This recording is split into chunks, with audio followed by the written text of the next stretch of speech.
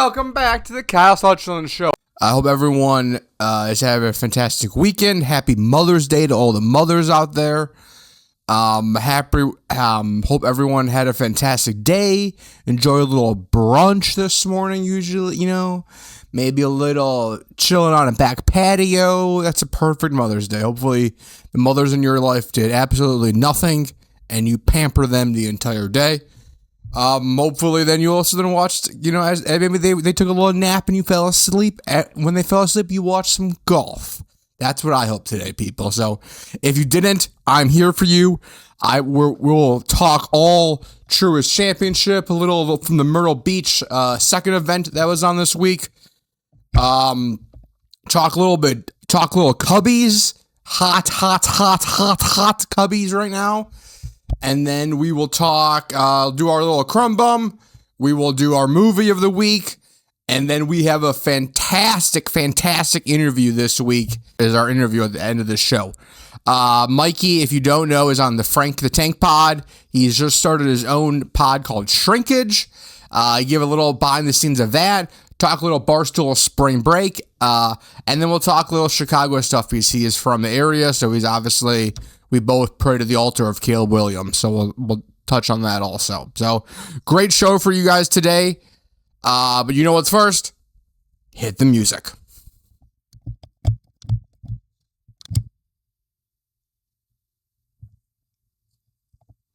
All right. Welcome back. If you guys did not watch this week, we are at Quail Hollow. And you're saying to yourself, Kyle, there's no way they're at Quail Hollow again. And you know what? Well, let me tell you, they are at Quail Hollow again. It seems like the PGA Tour goes there once every 4 or 5 days. And I know I'm over exaggerating. I think they played 2 events there last year. One was a PGA Championship, but it just feels like it feels like it's Quail Hollow. So, anyways, it just is, besides 18, which is a green mile, and that kind of the river that runs up the hole. If you don't watch today, the 18th hole is called the Green Mile. I've talked on the podcast, and I'm a sucker for memorable holes, right? I love TPC Sawgrass because of 17, right? I love whenever you can tell me a course and immediately it goes to a picture in my mind, right? Now, Augusta, you could say there's 15 different things like that, right? But right, you go to the old course and I immediately think of the road hole, right? I mean, the old course, honestly, there's multiple of 2, right? Pebble, you go to 7. Sawgrass, right? You go to 17. TPC Scottsdale, right? Not a great course, but a great memorable hole, especially when it's a tournament hole. So, Quail on 18 is memorable, but I don't know. I don't know if it has those holes that really make it. It seems like it's a moderate challenge, which I do like. We don't have any of these bullshit in the 20, 30s under, right? So it seems like a challenge, but I don't know. So, it did produce a great tournament. It did produce a very interesting Sunday, which I can't complain about. Seems like I got lucky today where I had planned. We're sitting down and we're recording this podcast as soon as coverage ends today. And we got a great last hour of golf where Hogarth is fighting for the lead. But ultimately, congratulations to Kristoffer Reitan. And if you're saying that, who the F is that? Kristoffer is a rookie on the PGA Tour this year. From Norway. He did make the cut at the Masters this year. And then let him in to get him into some other elevated events. And then now wins the Truist Championship and has an elevated event coming out of nowhere, to be fully honest with you. I pride myself, right, on knowing golfers. You're watching this is a golf show, right? We talk golf. It's the lead story every single week is golf, right? And I had no idea who this person was. So hand up, right? Hand up. That's on me, right? We have to get better. He was on my rankings, my golfing rankings list. Now, if you're watching this, Kristoffer, sorry, but he was on the who the fuck are you tab of my list, okay? He has since moved off that tab because I do now know who he is. He has now moved to the Young Guns Playing Well tab. So shout out Kristoffer. Kristoffer Reitan is Norway's second ever Norway golfer to win a PGA Tour. If you know the first one, shout it out right now. If you're shouting out Victor Hovland, you are correct. Anyone else, you are wrong. So second ever golfer from Norway to win. Honestly, fantastic. I gotta stop saying I gotta stop saying fucking It's not. Stop saying you stupid asshole. 1 year ago, he was ranked the 280th golfer in the world. Today, after the win today of the Truist, let's hear a couple guesses. 10, 20, higher, 50, lower, 60. Well, he will be ranked in the top 30 today after that. So massive up. Now 2.5 year exemption from him for all PGA Tour events. Gets him to the rest of the elevated events from the year. Gets him to the rest of the majors for the year. Completely changes, right, his life around. Right now he gets a PGA Tour win. Most guys that it ends up to be they can take that and lead themselves in a pretty good career, especially being in a rookie season, which you're going to give some of these guys. You would expect some of these guys in a rookie season to pull one off in Myrtle this week, and not on an elevated event at the Truist. So, great. I got to turn the TV off. I keep looking at it. It's not even on. We're on the Champions Tour. So stop saying you piece of shit. Fuck you. I have to imagine that after not knowing where you're going to be doing your future. I think we've talked about this earlier on the year because we've had a good amount of rookies win this year so far, right? The Akshay Bhatias of the world, Nico Ichihara, Goddard, if you want to still count him as a rookie. Ben Griffin, you want to count him as still as a second year. Jacob Bridgman. A lot of guys this year that have won, young guns, as we can kind of call them on the tour. So tour's in a great spot, especially with a lot of these guys coming up. Great head of hair in Kristoffer. So shout out Kristoffer. Great head of hair, great beard. Got that Nordish, looks like he does a little ice bath. Looks like he does a little ice plunging.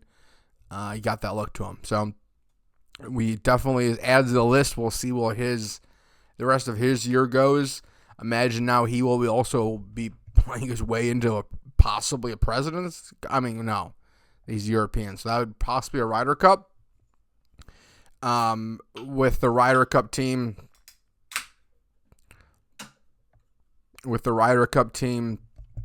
like they are, I can't imagine that they're going to be great. How great the Ryder Cup team is, that European Ryder Cup, but he could be nipping at the heels to possibly get on that if he's a rookie and keeps playing like he is right now. So, shout out to High Noon, potential soon-to-be sponsor, and new vodka iced tea flavor of anyone else. I'm not a big. I like bubbles, but I don't like a bunch of bubbles in my alcohol. It hurts my tummy. A little bit. The new High Noon iced tea ones are fantastic. Highly recommend. From the Kyle Suchsland Show, over to you. High Noon vodka iced teas. Check them out. Amanda Balionis also touched on that he at one point was thinking about stopping golf and becoming a YouTuber. Kristoffer Reitan is ready to give it up and become a YouTuber. Great for the YouTube community of saying, hey, buddy, that's so much more. If any of us could do on YouTube, could do that and go win actual things, we'll do that. Us losers are here on YouTube. It's like a graveyard of losers out here. It's not really go do actual shit if you can go do actual shit. It's us on YouTube here, losers. You know what I mean? So once you can admit that to yourselves, and you're not like these losers, all these other losers out here trying to start actual golf tours on YouTube, we can really get somewhere. Because Kristoffer Reitan, great decision to keep honing his craft. Now you won a PGA Tour event. You don't have to consider yourselves as on my same YouTube level, because that's disgusting. If anyone's saying, "Oh yeah, we're on YouTube," well, Kyle Suchsland's on YouTube, so you should not feel good about that. Sorry about that. Touched on. I think so. That's touched on Kristoffer Reitan. We'll do a little touch on some of our other guys. Well, not some of our other guys. First, let's talk about Rickie. So Rickie Fowler was in his little Puma orange today. Felt like I was sitting in my college apartment chilling in 2013. Rickie charging on a Sunday in his Puma all orange. Felt fantastic. He's rocking a great mustache, which fits well with the orange, honestly. That is, I think, exclusively, that color might be exclusively to men and mustaches are wearing that neon orange. So Rickie played fantastic today, so I don't want to take anything away from him. But kind of fucked it up on 18, honestly. Made it just a tough bogey after having an okay approach shot. Leaves it a little left near the creek. Just not a great approach shot. It wasn't even an approach shot. It was just a little chip. Leaves it short. It's something I would do. Just leaves a short chip and then has way too long of a putt to convert to up and down. Really, there was 3 mistakes made on that 18th hole by him. You could say that the iron shot was not great. After that, he kind of missed a wedge shot, and then he kind of pulled this putt. All 3 of those could have been converted. Could have stayed him at 14, which not really would have ended up mattering, but would have liked to see Rickie convert one. Again, we have Rickie here playing close on a Sunday and not getting it done, but at the top of the leaderboard. So would have liked to see Rickie. I'm always going to be a Rickie Fowler fan, and especially if he's going to start playing well at some of these other events. I don't know if he's in the field next week for the PGA. We hope he is. Would love Rickie to pull off a major. That'd be super, super cool. Alex Fitzpatrick, let's go on to him. So, we talked about last week, Alex Fitzpatrick, top 10. Like, very much like, hey, you deserve to be here. After everyone in the media was kind of honestly dogging him. After he was not, with birdie or bogey, was not on that crew of dogging him about, hey, your brother took you to the championship of the church. No, he played at the Zurich. He played honestly better than Matt did. If you looked at the stats, he was making more birdies than he did.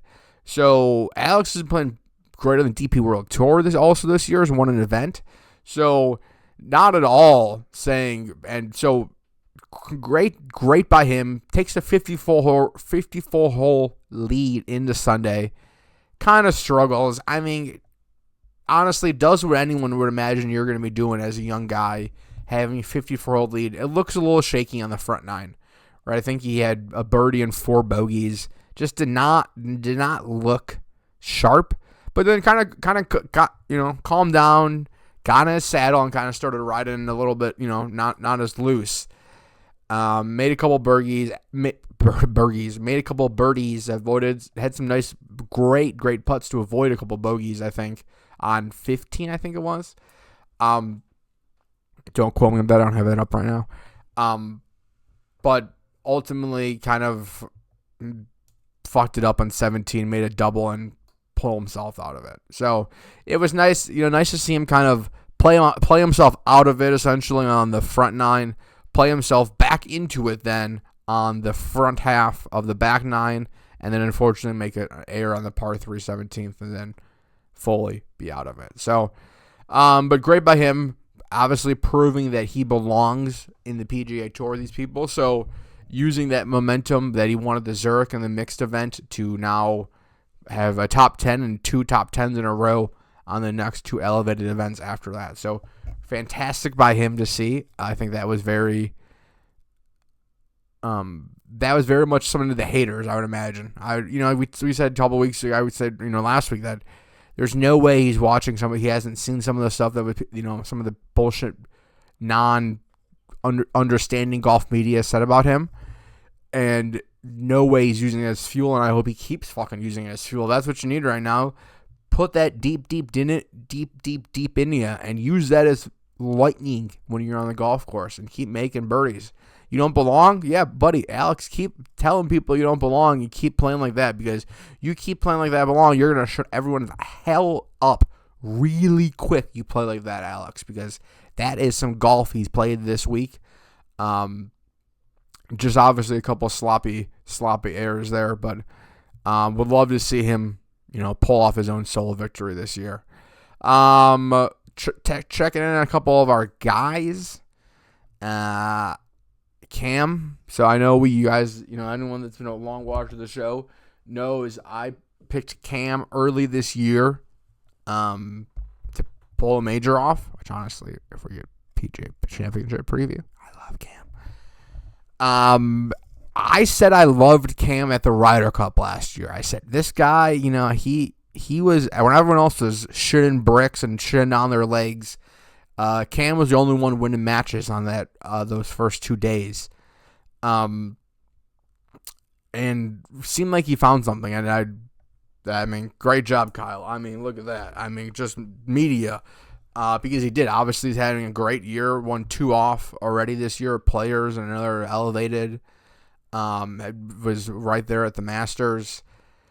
Had a shot today. The putter just went ice cold on the back nine today. So putter, and Jim and Trevor were talking about it today also, that they watched him, I think, miss a whole bunch of close putts. Of course, CBS didn't show it because they're terrible coverage. But stop saying you piece of shit. Oh my God, I'm going to throw this microphone through the computer. Cam, putter went cold. So overall, I still love Cam going in next week. I imagine something was just wrong with his putter. He'll get that worked out coming to the PGA Championship. But a preview of the show next week, fucking bet Cam Young. That's what I'm saying. Checking in on other guys. I said again. We need an counter for the show because we're going to be in triple digits. Put it up there. If I have a graphics person, put up an counter. He just did not had it Sunday again.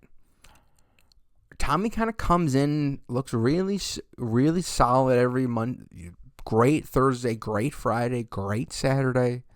And then Sunday, we go again, and here he kind of comes in and kind of falls on his face. Not like he's making triples or doubles, but he's not playing clean golf, and he plays himself out of it, and it's too late, it seems like, by the time he starts making birdies again.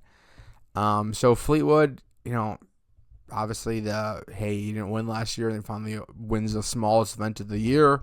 Now it was the Tour Championship, you want to call that. So yeah, we can obviously throw rocks about that if you want, but has not won a major event, has not obviously even sniffed a major, but has not won a major.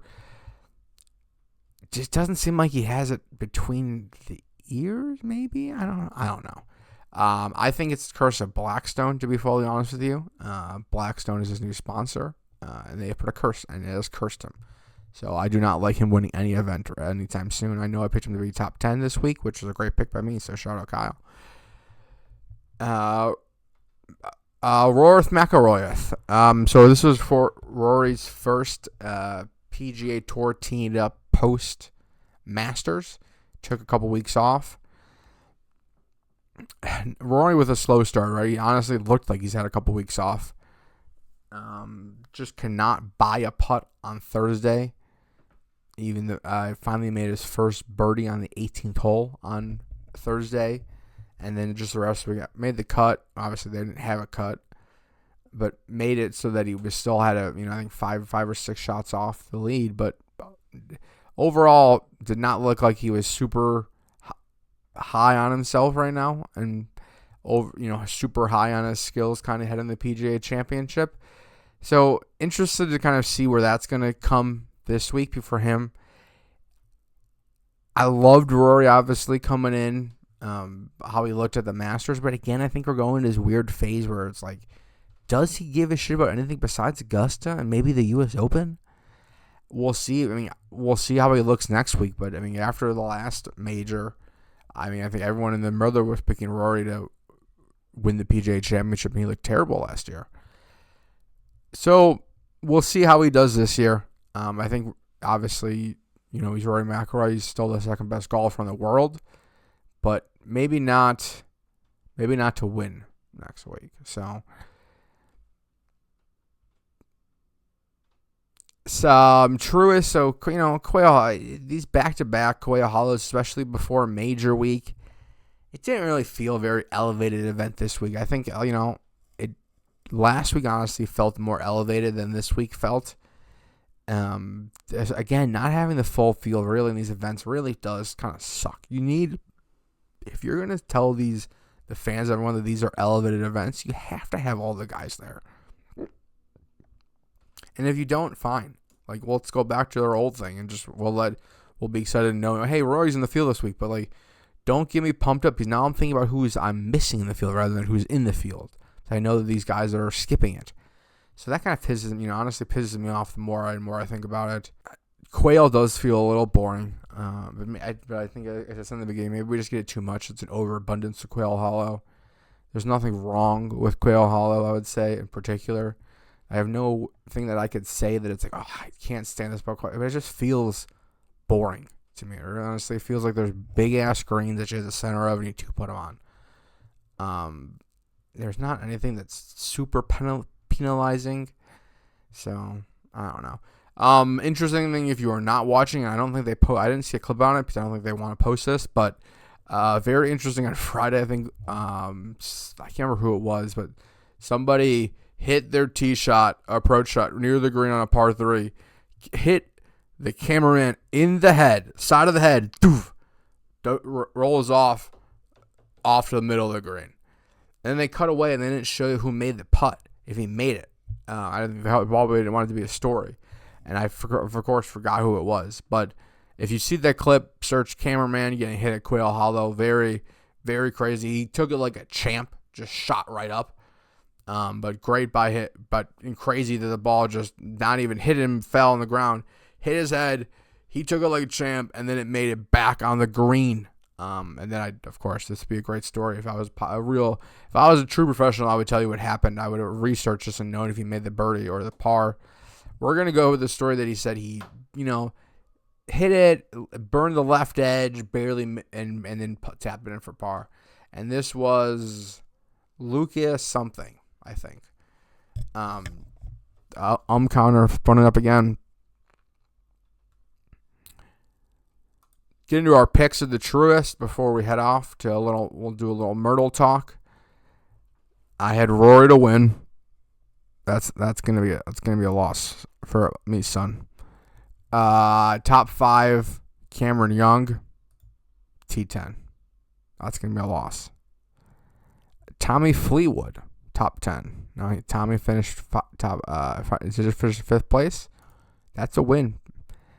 And then Big Bob, top 20, T60. So, again, 1-3 week for me. We're on a little bit of a cold streak here, people. Back-to-back weeks, not good. I got to get back in the lab.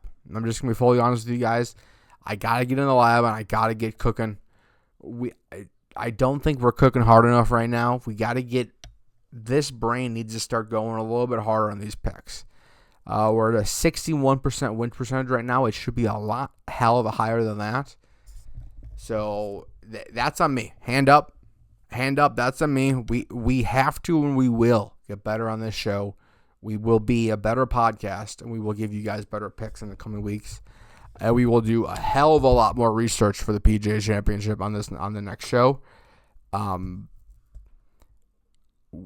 So this was a split event this week with Myrtle Beach being the second half of it. So if you didn't get into the elevated event, you still got into Myrtle Beach to get prepped for the PGA Championship.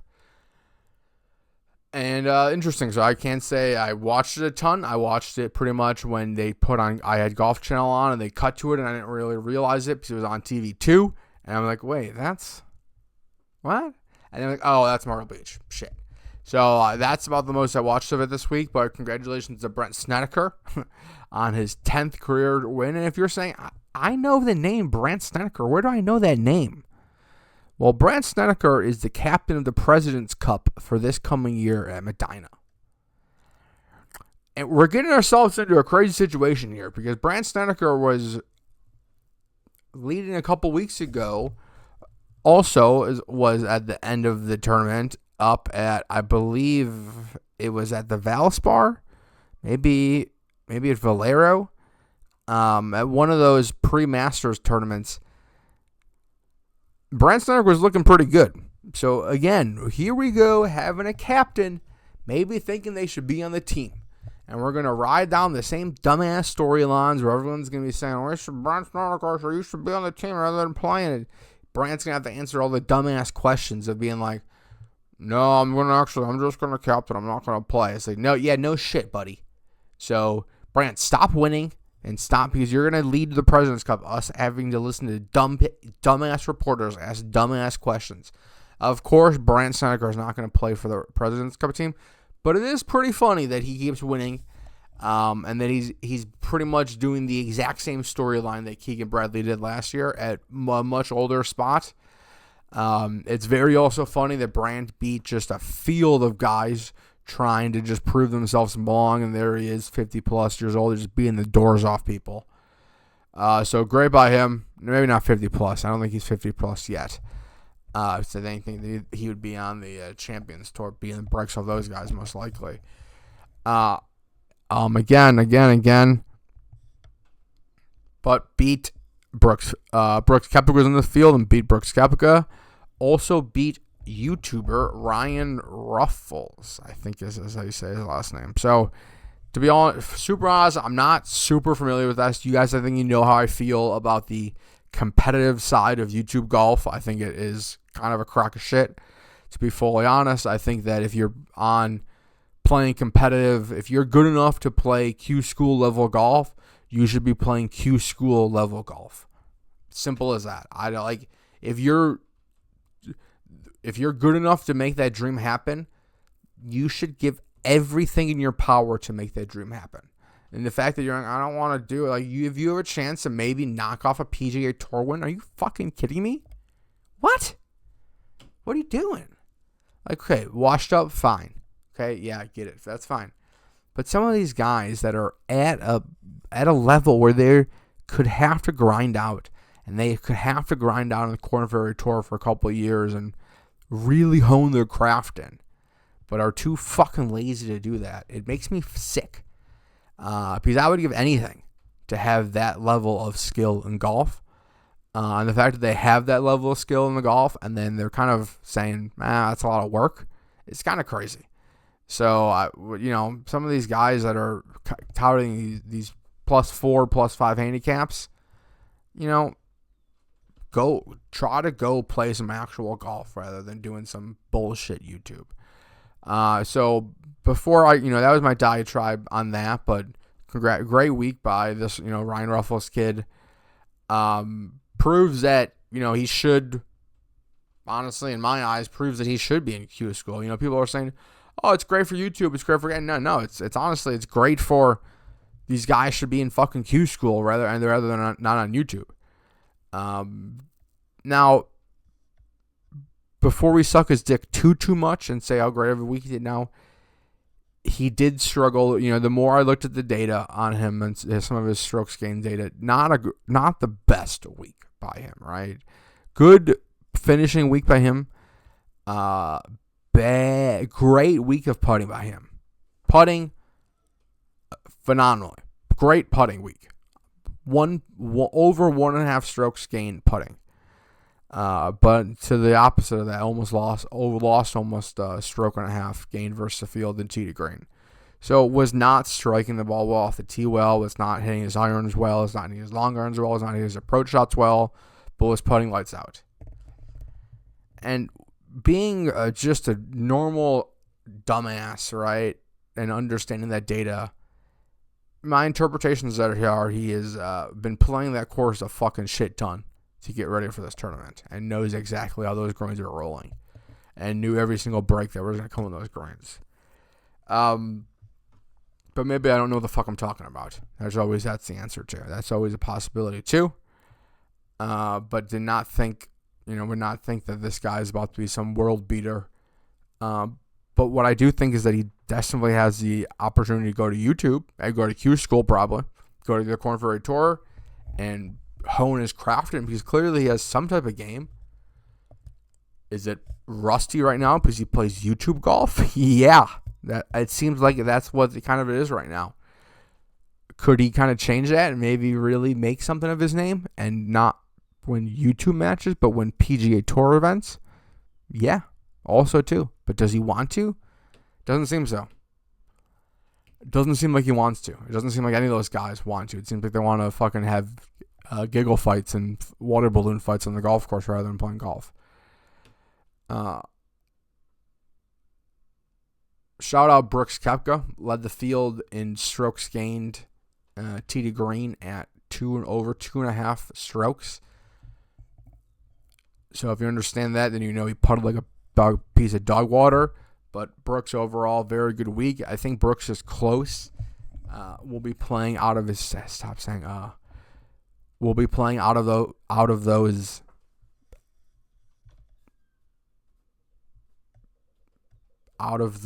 other events, out of those similar events, out of those alternate events, and he'll be back playing on what I would imagine was some of the elevated events for a hell of a lot more money that he's been playing for. Now he does get into the PGA Championship, being a 3-time winner, so gets an automatic invite back to that, so he will be in the field for next week. And that brings us to the PGA Championship. Now, we are not going to do a full PGA Championship preview today. We are going to do, we are back to a major week again, and I'm going to have the same, if you remember Masters week, we're going to have a very similar schedule that we did the Masters week. So this podcast, we have a week full of content for you guys. There will be content that will be out every single day this week for the Masters. This podcast, stop saying, oh, you piece of shit. Tomorrow's content will be this podcast. We'll be live in the morning. Tuesday morning, we'll be live. Will be the Aronimink preview at 2K23 with Kyle Suchsland, trying to set the course record of 62. Can I do it? Spoiler alert, it comes down to the 18th hole to see if I can set the course record. So give that should be a fun video. You at least can check out what Aronimink looks like on a video game before the championship. We will then have our full preview show live on Wednesday morning of this week, which will be a full look at the history of the PGA Championship, a full look at the history of Aronimink, a look at some of the past winners of the PGA Championship, and then a full picks segment of really looking for our picks. And then we'll be looking at some of our storylines that we'll be touching. And then from that, we will be doing reaction shows Thursday, Friday, Saturday, and then back to our full podcast on Sunday of next week. Next week will be then the reaction show to the PGA Championship. And then we also have a little preview of F1 the following week too. So fun couple of shows for us this week. We'll go into a full golf, and then we got a little F1 too, and then we'll of course be talking Cubs that whole time. So second major, if you guys aren't aware, second major of the year, people obviously ranked the PGA Championship out of the four majors the lowest. I don't think there's really too much debate to that. I think we can have a great debate on 2 and 3. Come the next month and a half when we do the preview show for the U.S. Open and the Open, those have a legitimate shot to say, hey, what's 1 and I think everyone knows what is 1, what's 2 and what's 3 of that ranking list of majors. We can go back and forth. I think I could probably argue for either. I'll have points for either. But there's no doubt in probably most arguments of that the PGA Championship is going to be ranked at last in everyone's minds of the majors. It's changed a lot. When I was younger, this was the last major of the year. There's always kind of that end of the season, kind of who played the best year. It seems like they won, and then it was always kind of like a coronation. It sounded like of the kind of the year, as that was kind of the last of it. And then I feel like maybe in high school ish, maybe college when I was in that, 10-ish years ago, they switched it to be between the Masters and then the U.S. Open. So it's held in May. So which it does make sense. April is the Masters. May is PGA Championship. June is the U.S. Open, and July is the Open. So your 4 majors are your 4 kind of summer months, which summer I guess kind of seems like it's getting later and later in the year, and it's still beautiful, but it's a lot of the country, it's July and August, it's unbearable hot, so you're not going to want to play golf outside then. And really, honestly, even Chicago, obviously, you get a hot weekend and it's disgusting. You get that corn sweat here in August here, and it is gross.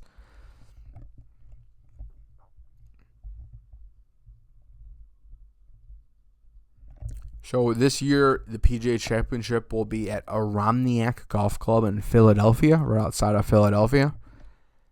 Very old golf clubs, opened up in 1864, so a lot of history there.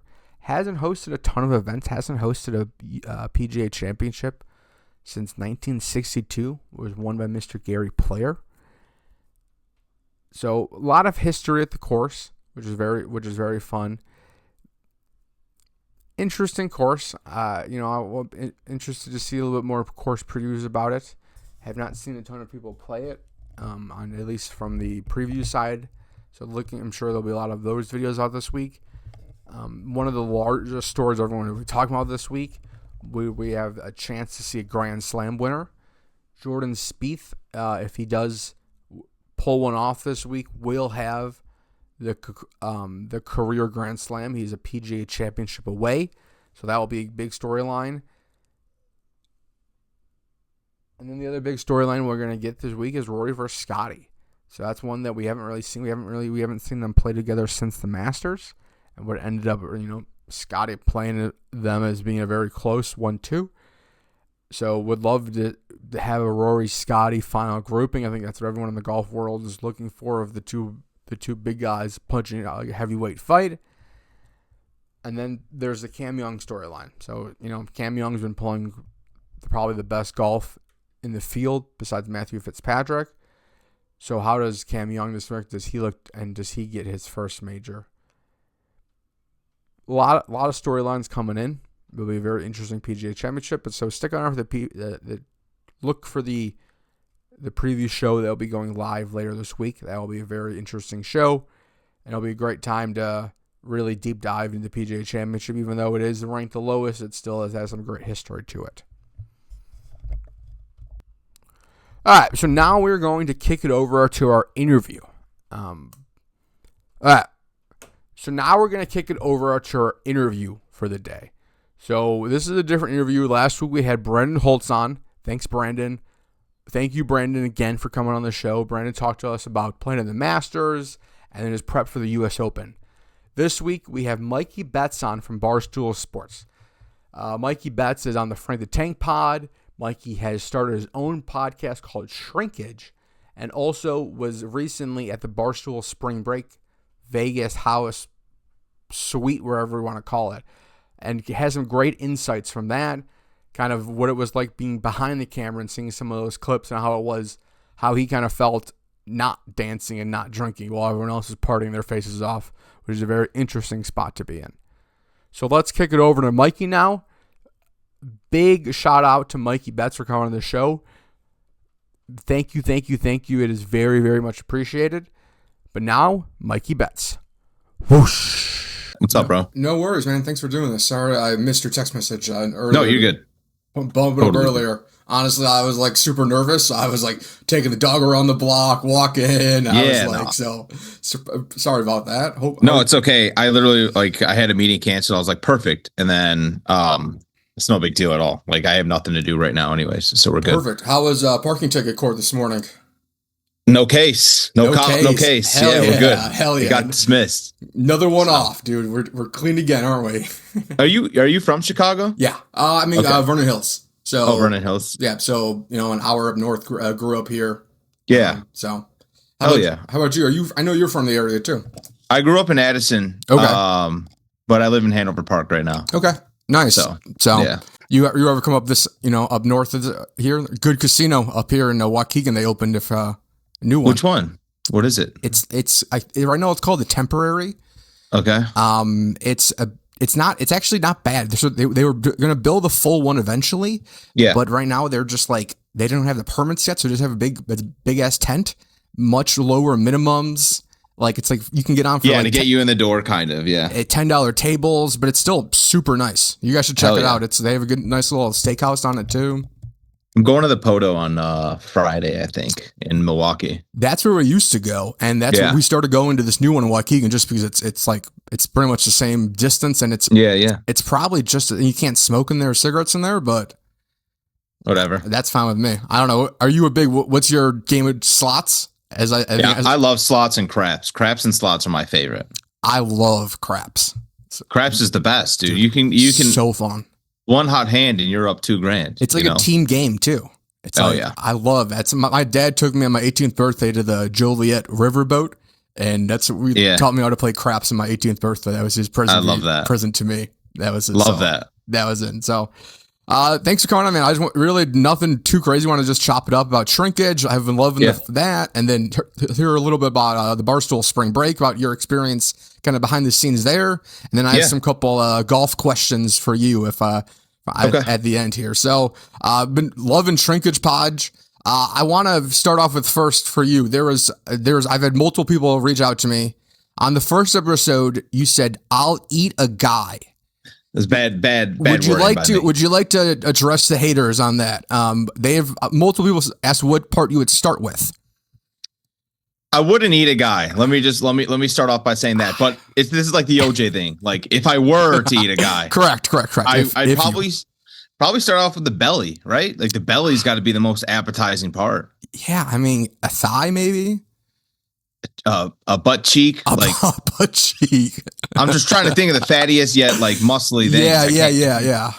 Like what's cow butt is delicious. So I don't know, kind of weird that I said that. Shouldn't have said that. I loved it. I was dying laughing, so I wrote it down. And so you totally should say that. That's exactly on the show what you should totally say. But yeah, no, it's been great. I very much disagree with some of your guys' weed takes from yesterday's episode. But we can get into that. Which one? I want to get into this one right now. Which one? Okay. I mean, a chilled bong with some nice ice in it, some nice water. I mean, when you guys are talking, you guys are in your head, you guys are thinking of like the green plastic bongs that are coated in shit. That's exactly what I was thinking of. Correct. 100%. Yeah. I'll say this. I've never been a piece guy. Like I have friends that love smoking out of pieces. Like it's like I'll pass them a blunt and they refuse it. I just grew up off rolling blunts. So I don't know. That's my take. You could disagree with it, but do you like blunts or no? No, I love blunts too. Honestly, I feel like I've got way worse at rolling blunts though, as I'm like the last, probably since at least the last 5 years. Yeah. And I feel like I've just been like, it's like what always canoe or not canoe, but it'll go out halfway or they don't pack it great enough. Yeah. And like the pre-made blunts, I don't love. I'm not a fan of the pre-rolls. That's kind of weird for me. I can't do it. No. Are you inside or outside the house smoker? I am inside the house smoker. That's really the benefit of being a single male with my own house. I was an outside smoker. And then I started being a garage smoker. And then it was like, well, the garage is pretty far. It's pretty far. Those 10 extra steps are really, really taxing when it's cold outside. And the couch is comfy. Like you might as well just spark it right there. I used to be a big inside the house guy. And then I got my wife or my girlfriend when she moved in did not like smoking in the house. And then we have a kid. So obviously I can't smoke in the house now. Yeah, I could totally see that. I know that's when my brother refuses to bring my niece over because he's like, I'm not bringing over that crack den. Like, so that's awesome. I love that. That's fine. But my niece just turned 2, so it's been super fun to, see her, experience the world. So I heard you talking about that with kids on the other day in the pod too. Yeah, kids are the best. I mean, I love, like, having my daughter was probably the best thing. Definitely was the best thing that has ever happened to me. So it's the funnest thing in the world, watching them walk, watching them, just even the smallest things that are no big deal to people. But like when she says "dada," it's like, whoa, holy shit, you're talking to me? It's crazy. That's too cool. I've seen my brother gonna go through something similar in the last couple of years, and it's the same way. It's like how fulfilling it is, and how much it's like, hey, we're playing golf every weekend before, and now it's a different world, but how much he loves it. Yeah, I mean, I would love to. I have to plan like a tee time 2 weeks ahead now. It's crazy. Like I'm going tomorrow at 1:40. I made sure I have no motherfucking plans tomorrow. I can swear on here, right? Oh, but fuck shit, cunt, yeah. All right, cool. I think I said 4 swear words before I asked, so I just want to double check. Buddy, you're fine. This is a swearing. The biggest thing I've been trying to do since I started this pod was not swearing like every other word, because someone's like, my aunt reached out. She's like, hey, could you please, like, saying fuck every other time doesn't really sound the best for you. I'm like, yeah, fuck, you're right. Oh, yeah. Again. It's hard. It's hard, especially like being Chicago guys. Like it's hard. It's a verb in every word or adjective in every word. And it's just the perfect, verb or ad, I have no fucking idea. So it's whatever one it is the perfect word. It's like the perfect filler word. I think it could be a noun. Like yes. I could be a verb, an adjective, a person. Yeah. Yes. It's a universal word. Yeah. I like it. I'm in. There's also like keep swearing. Every other language, they don't understand fuck, right? Yeah. 100%. 100%. That's like the most universal, besides jackass. It's like the jackass and then fuck, because it applies to everyone in the universe. Calling somebody a jackass, though, that's cutting the skin. You know what I'm saying?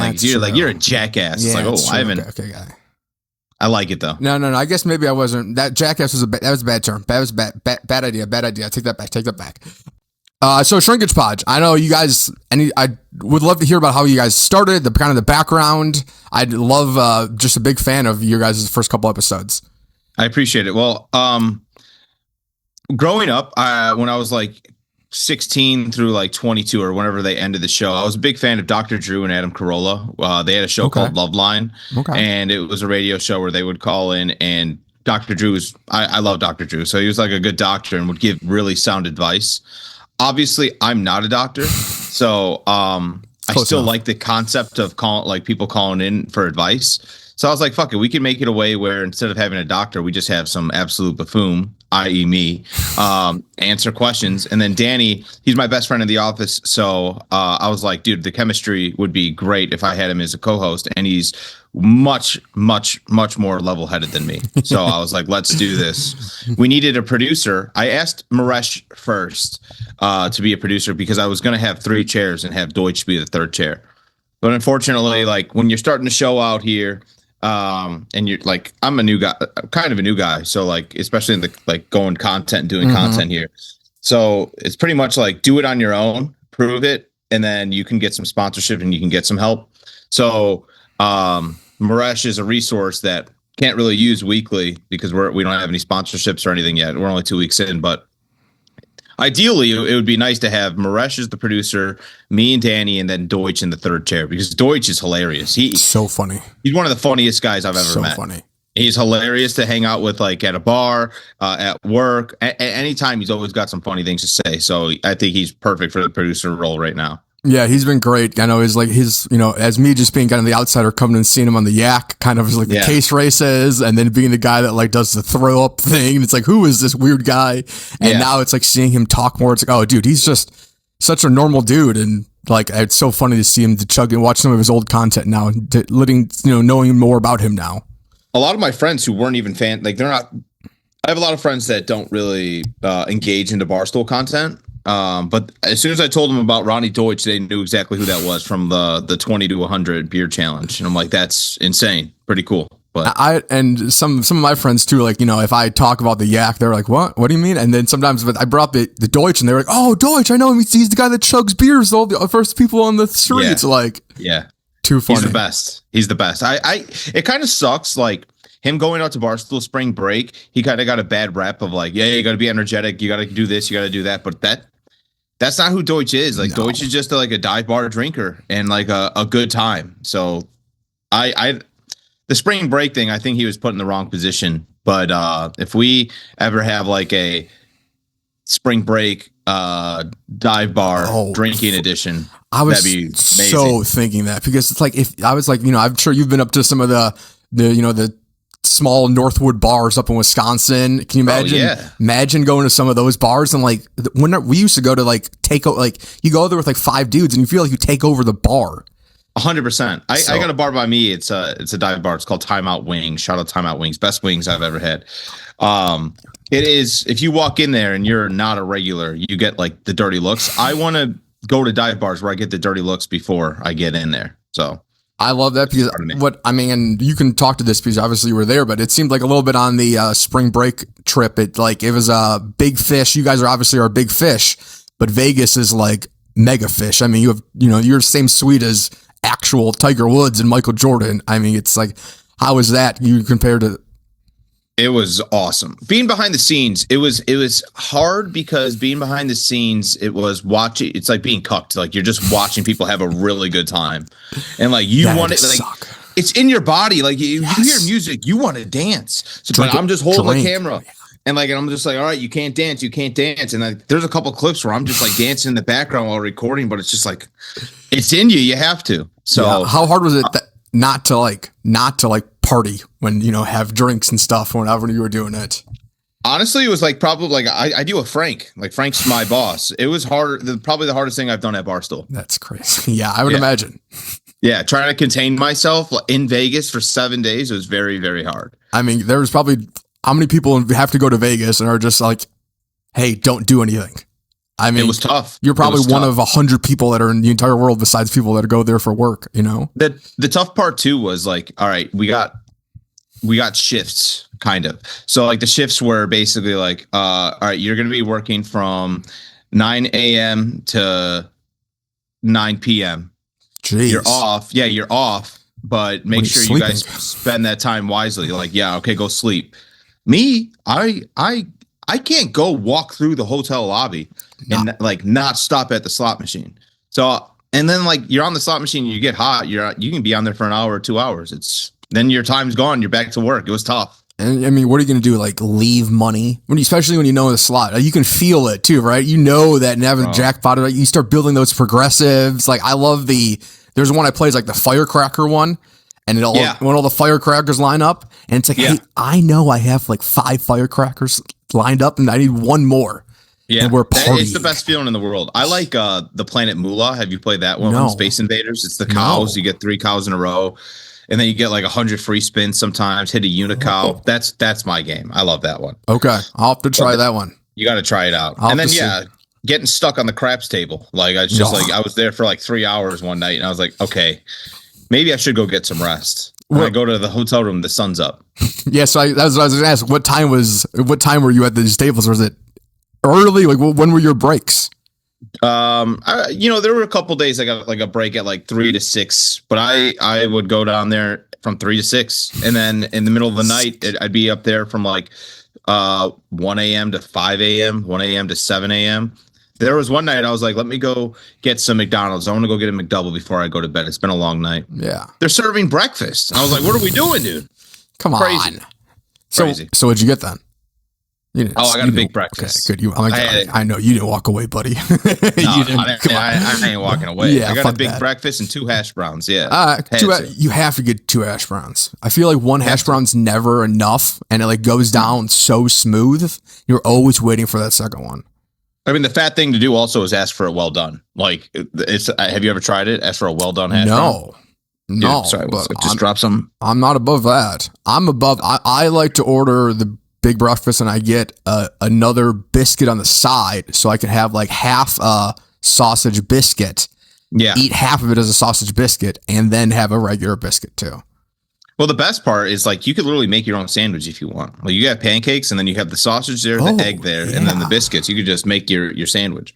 It's the best. Man, this is so fat. Welcome back to Fat Talk with Kyle and Mikey. Here we are. Yeah, it always gets back to food with me. I don't know what it is. Same. I don't know why. With me too. Somehow it's always food. Yeah. I don't get it.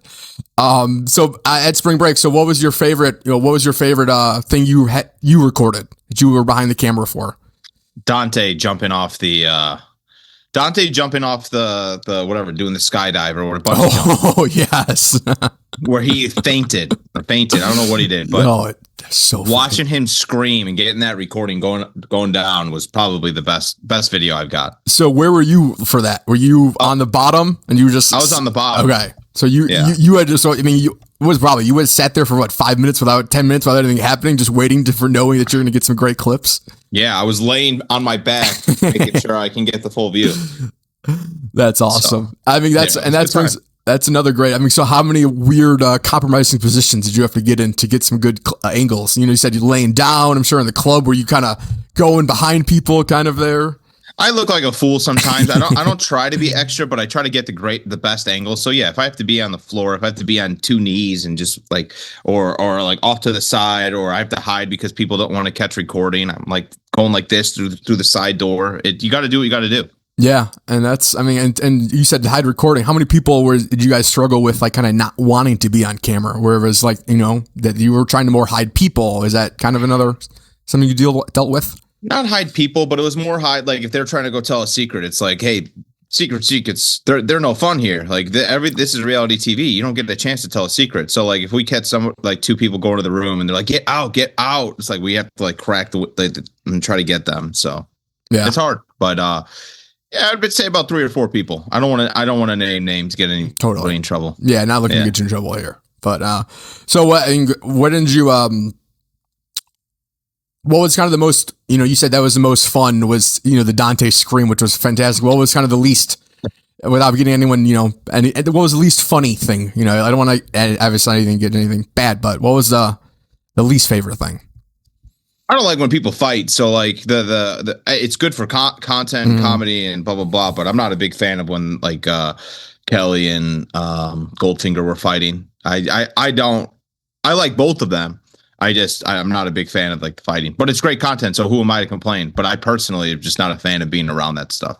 Yeah, that seemed like it was even to some of the clips. I was like, oof, I might have to. You got halfway through the clip. It was like, you felt like the awkwardness and like your hair stand up on your bones. I can't even imagine being in the room for that. I will also say great for content, but did not like was when Brady came. And I don't know. I'm friends with Annika, so I just didn't like I didn't like seeing Annika feel that way. It kind of sucks. But once again, it's what we all signed up for. Yeah, it's those content. But it was like once you kind of put that human shield on a moment, I was like, I can't imagine how much that sucks for Annika having, someone you're talking to. And she's dealing with that, I'm sure, as of today, right? That's not like the reality show doesn't end. And that's her life. That's like she's having to actually deal with. And obviously this guy, like, if you do your research and see what he was doing, like messaging Gaz before they even Nikki and him even hooked up, or Nikki and Annika even hooked up, it's like this guy was just trying to be content. I don't know. That's what I was thinking, but my own opinion. As someone that is actively trying to like send thirsty DMs to most Barstool employees to get to have them on, I'm like, I know exactly what you're doing there. That seemed like the easiest, like, buddy, come on. Golden ticket, great opportunity to take it. But like you get there and we're like, oh, what are you doing here? I don't know. What do you mean? Like, this is your time to shine. If this was your way to get here, you better be good at it. You know what I'm saying? Yeah, and that was the biggest thing. He was like, "Oh yeah, I'm just here." I'm like, Brady, if you're gonna like come in here for fireworks, let's see some fireworks, dude." And and he just hung out. I mean, he seemed like just chilling with the boys. It was weird. Yeah, I mean, I said, I can see your vibes of him. Obviously, it didn't seem like it was the best. Yeah, it didn't really mesh with him. Had to record him, obviously. Let me say that he was a nice guy. He's a Bears fan. He's a nice guy. Hard to be mad at that. Wasn't my cup of tea. Yeah. That's all. Yeah. Yeah. Well, we can leave it at that then. We can, but it was great content. Great to, it's great to knowing that you were, behind the camera, being a fan of yours, like seeing you behind some of the clips was very funny. I was like, well, he should be there. And it was great to see you there when you finally got turned loose for the last day. then. Yeah. I will say I was a little bit upset because like I did miss, okay, cool, on my break, I can go play slots and craps. And then when I got the call up, I was like, fuck, I don't get to do any of that anymore. I have to go to clubs and nightclubs and day clubs now. Which is not. It's all right. I mean, I got to drink. I had a good time. I was dancing. So, but I think your speed's more hanging out at the craps table and doing that rather than hanging out at a day club, right? Craps table, chilling by the pool, going to watch some sports games at a bar or something. Totally. You know, like that's my vibe. Same. Like that's my vibe over there. Yeah, I would feel so out of place at a club. It's like, I don't belong here. I'm 31 years old. What the fuck am I doing at the club? You know, I don't know. Same way with me though. So you said, so we brought up Brady being a Bears fan. So I'm assuming you're born and raised Chicago. You're a big Bears fan also. What thoughts on the last year and Caleb? I love Caleb Williams. That's my guy. Like he's so Jesus. good. Yeah, dude, I love him. Great. I like. I pray to him every night. we got a year of throws that we have never seen before as Chicago Bears fans. 55 minutes of clips of just him on NFL Network. That's what I'm saying. It's insane. We deserve it. We need it. We haven't had a quarterback. I like Jay Cutler. Like that was my guy, but Caleb's Caleb. Wasn't a Justin Fields fan. Okay. I was kind of a Mitch fan. Yeah. After like year 2 though, I was like, yeah, this is not going to be sustainable. No, I was the same way. And so I've had lucky enough that we've had season tickets for my entire life. My dad had them. And then we're actually from, if you remember Sid Luckman, the old Bears quarterback. So number 42. My great grandpa was like a executive at some candy company back in the day and was good friends with Sid Luckman. So we have his seats now that have been in my family for now 3 generations. That's awesome. Me and my brother have now. So we went to every single game last year. That was by far the most fun was at that. You went to that Browns game, that freezing cold Browns game? That was the only game So that was the only game we did not go to last year. And I was going to go, but my brother's family is Browns fans. So we were like, okay. And we're like, hey, you guys can take those tickets. Yeah. I went to that game. That was a fucking tundra. Dude, I can't. You are a man for going to that game. That was a tough one, but it was a good game. I was bundled up in all my hunting gear. I was good to go. Yeah, we were fine. Yeah. So what did you have? Did you a full smocks? I mean, I had the whole smocks. I don't know, smocks, the whole, the bibs and everything. I looked like I could be outside forever. I had all of my winter hunting gear on. I wasn't cold at all, but it was just like moving around. I felt like, it was tough. Yeah. It was a good time. Yeah, it was a great time. I was a total loser too. And I was like, hey, you know what? Let me I have my yak coin here and I've had it forever. Yeah. So I was like, let me just put in my pack. I have so many layers on. I won't even feel it. And of course, as we're, I didn't want to be like, a total loser and be like stalk anybody out and stuff. But we're literally walking by and there's Big Cat Eddie on the ESPN 1000 stage. And they're coming off. So I was like, I feel like I kind of, like I brought the coin. I didn't really want to do it. As I kind of got, a little nervous as we're like, now that it's finally happening, my brother's like, dude, don't be a pussy. You got to do it. Yeah. So I have a great picture of Big Cat kissing me in the bibs, and he's like got all this like camo on and stuff, and so it's very funny. Wait, that's mine. That's mine. I let him borrow that bib. Yeah. So I have a picture of Big Cat kissing me in your clothes. In my clothes. Yeah. Wow.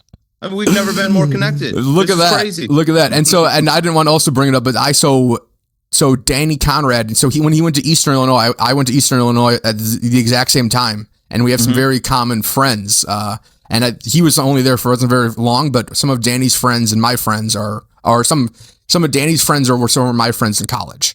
Oh, so have cool. A very don't know each other well, but I was like, I've been following his career since a Barstool, just because it was like, oh shit, I know that kid. So yeah. No, Danny's the best. He's so one of one. He's great. Yeah, he's awesome. Great personality. Yeah, it's been great to see him, and especially getting on the yak. It feels like worlds colliding. I'm like, oh damn, I know this guy in Eastern Illinois, and then it's like now you're watching him on the yak. Now I watch him on the yak every single day. So, you said you were going to play golf too. So I want. Are you into golf? How long have you been playing golf? I stink at golf. I love golfing though. Same. So it's just one of those things of like, I'm going to go play with my boys, even though they're going to be better than me, but I'll have 4 or 5 high noons and we'll be good to go. That's honestly, that is the most you can ask of a playing partner. It's just someone that is good. I mean, I'll bring the speaker, and I'll bring the beer, the high noons, and you guys just golf and have a good time. And if I have to skip a couple holes, I'll skip a couple holes. That is literally all you can ask for someone that is going to be out there on the golf course. If you're not going to even if you're going to play well, if like, hey, if you have a bad hole, just pick her up. Like I hate some of my buddies that like are grinding out for an 8. It's like, dude, are you a scramble guy or no? I'm not a scramble guy. I will play scrambles. I like kind of keeping my own score because I like to see my handicap. So I like to kind of see, what I'm at, but I love to do scramble, especially in videos. It's much easier for a video. We did a lot easier. Yeah. Have you ever done a golf video? No, but I did a test run. We did golf at night. It just nothing ever got aired. Ooh, golf at night. That sounds like a cool idea. Very fun. Yeah. Well, if you ever like to be on, would love to have you come on the channel. I'm doing this cool series right now where I caddy for people. It's at the same course in Vernon Hills, and I'm your caddy, and you get to see what you can shoot on the course. What I can get you to shoot on the thing, and then there's a leaderboard after everyone, and it's a little bit of interview too, where we ask some golfing questions. Yeah. But would love to have high noons. We can have unlimited high noons. All right, so I'm in. We'll do it. That's the other one I want to do. I've been looking for someone that was okay to drink on camera. None of my buddies are like, I don't want to drink on camera. I want to do a high noon a hole. That would be Yeah, I'm down. I think that'd be fun as fuck. That'd be awesome. We did a Christmas video last year where me and my buddy dressed up as Santa and a reindeer and played a scramble. And that was what did the Rangers say? Were they just like, all right? We actually played at like a par 3 course that we very much talked to them before, and like they were just like, hey, we love the promotion. So it's like, as long as you guys can kind of go off and like not, you're not ruining anyone's life. Shout out Grays Lake par 3 and Grays Lake. They were super okay with us kind of just fucking around on the golf course for a couple hours. I love that. That's awesome. So, very fun. The only other thing is, so this is kind of a golf show. We talked Bears, Cubs. Are you a Cubs fan too? Yeah, I love the Cubs. We're hot right now. We're so hot right now. Our my God. Are dropping like flies, but that's fine. That's it's unfortunate this week with Matthew Boyd, but yeah. Palencia's back and he looks strong out of the bullpen, which is, I don't think that was our one weak spot the last, when he was hurt. But and Boyd's only a meniscus, right? So like he'll be back in a couple months. I feel like I'm holding out hope that he's going to be here for the playoff stretch. All right, fine with me. And I was looking at the stats. It's crazy how good the Central is. It's absolutely insane. It sucks, absolutely insane how good our division is right now. Look at last year with the fucking Brewers, dude. It sucked. And they're not playing well, but I think Cheerios is hurt and someone else is hurt. So I don't want to I was texting my Brewers friends. I'm like, you guys suck. And I was like, oh shit. Hold off the troops. wait till playoffs. Yeah. Let's get to the playoffs. That's going to be good. So, anything else did you want to shout out? Anything questions you have for me? Anything else in the last couple of minutes here?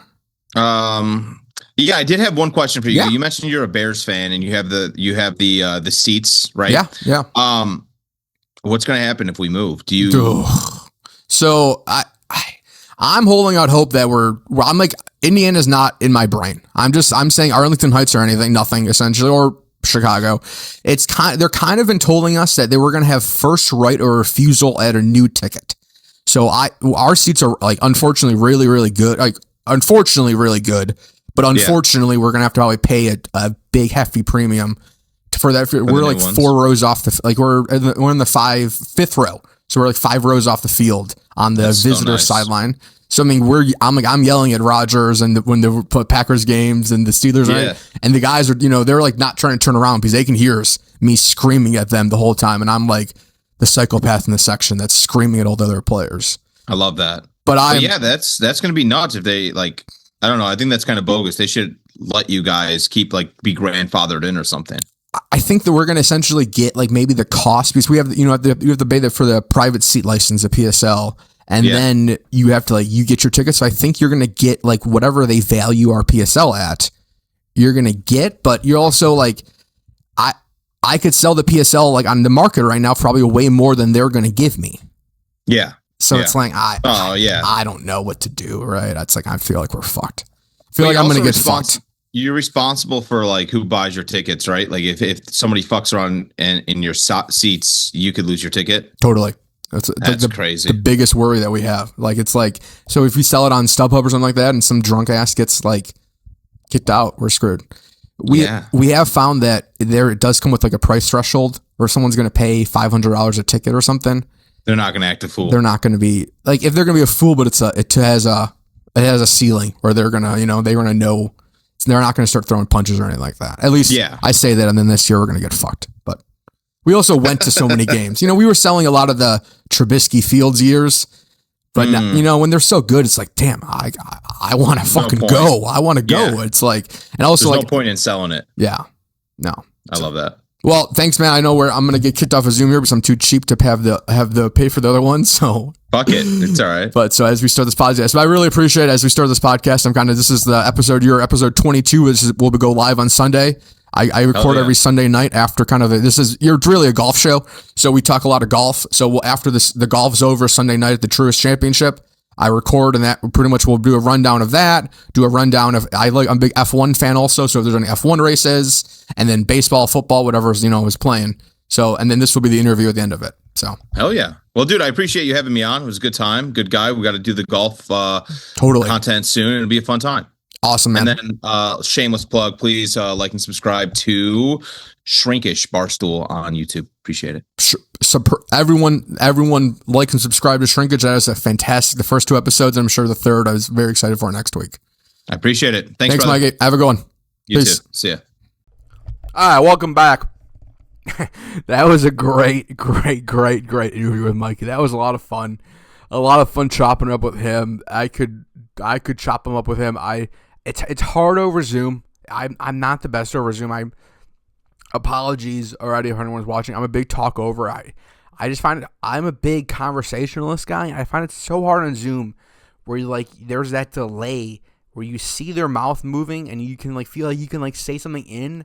You can get a little it's funny, and then but they stop them when you say that. It's just not. Zoom is made for status updates. Zoom is so hard, I think, to have a good conversation on. So thank you, Mikey, for being on that show. Would love to have more Barstool guests on, and would love to talk to them more about some of their upcoming shows, about some of the upcoming projects. I'm a huge fan of Barstool. I don't think anyone that just knows me in my life knows that my insane dream one day, why I'm essentially doing all this, is hopefully one day be at somewhere like Barstool, so that I'm recording these podcasts, I'm doing some of these contents around other creators that are actually having, that are wanting to do this, and not recording in my house where I'm looking at just walls. The inspiration, one of the most things I had fun working in the business world was being in the business world and being in the world of it. And I think that's one of the big things I'm missing of being now kind of in this, what you would call content world, is that it feels like you're a little bit of a content island, and you're kind of having fun. People come on and people join you, but it's like, you don't have a home team. And I think that's definitely something I'm missing. So one day would love to join the Barstool team, but first we need to just get a hell of a lot better and then this show needs to grow a hell of a lot more before we do any of that. So shout out overall. So I just want to again thank you to Mikey Bets. That was an absolute very fun time. I love kind of this podcast is also very fun when it's just chopping up. Obviously, I like to bring you guys the post reaction after golf. I love talking golf. It's my favorite thing. But I also love just fucking chopping up about fucking nothing. I could talk about weed. I could talk about baseball. I could talk about we talk about the Bears, we talk about the Cubs, but I could talk about Soldier Field and going down there. I could talk about nothing for a very, very long time. And some of you guys are shaking your head right now saying, I know, this podcast essentially is nothing. And I would agree with you.